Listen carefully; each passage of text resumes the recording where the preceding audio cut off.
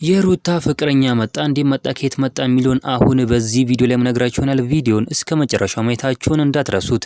በጣም እውነት ለመናገር ከሆነ በጣም ደስ ያለኝ በጣም ደስ ይላል ማለት ነው። ድንገት አሁን ወደ ቲክቶክ ስገባ ነው ሂስቶሪ ያለው ቲክቶክ ላይ ያዩት ማለት ነው። በጣም ደስ የሚል ነገር ነው። እውነት ያርግልን ማለት እንፈልጋለን ማለት ነው። ያው እውነት አንድ ላይ ቢሆኑልን እነሱ አንድ ላይ ቢሆኑልን በጣም ደስ የሚለን በአዲስ ነገር እንመጣለን። እኔና እሱ በአዲስ ነገር ከልጄ ጋር ከኤፋ ጋር እና ከፍቅረኛዬ ጋር በአዲስ ነገር እንመጣለን ብላ እንግዲህ ስቶሪ ቲክቶክ ላይ አርጋለች ማለት ነው። በጣም ነው ደስ የሚለው። እውነት ለመናገር ከሆነ በቀኛ የምንፈልገው የሷን ደስታ የሷን ሳቅ ነው እንጂ የሷን አዘን አንፈልግም ማለት ነው። እሷ አሁን ከአብርሃም በታች አታገኝም፣ ከአብርሃም በላይ እንጂ ከአብርሃም በታች የሆነ ባል ራሱ አታገኝም ማለት ነው። አብርሃም እኮ አሁን የሚጫወትባት ወልዳልኛለች፣ ስለወለደችልኝ የትም አትሄድም፣ ማንም ፈላጊ የላትም፣ ሩታ አትፈለግም ብሎ ነው እንግዲህ እንደዚህ የሚጫወትባት። ነገር ግን እሷ ያው አሁን ፈላጊ እንዳላት ልታሳየው ፍቅረኛ ይዛለች ማለት ነው። በጣም ነው ደስ የሚለው እውነት ለመናገር ከሆነ እግዚአብሔር ያሳካላት እላለሁ ማለት ነው። በቃ እኛ የምንፈልገው የሷን ደስታ እሷ በፍቅር ስትኖር ነው እኛም የምንፈልገው ማለት ነው። በጣም ደስ የሚል ነገር ነው።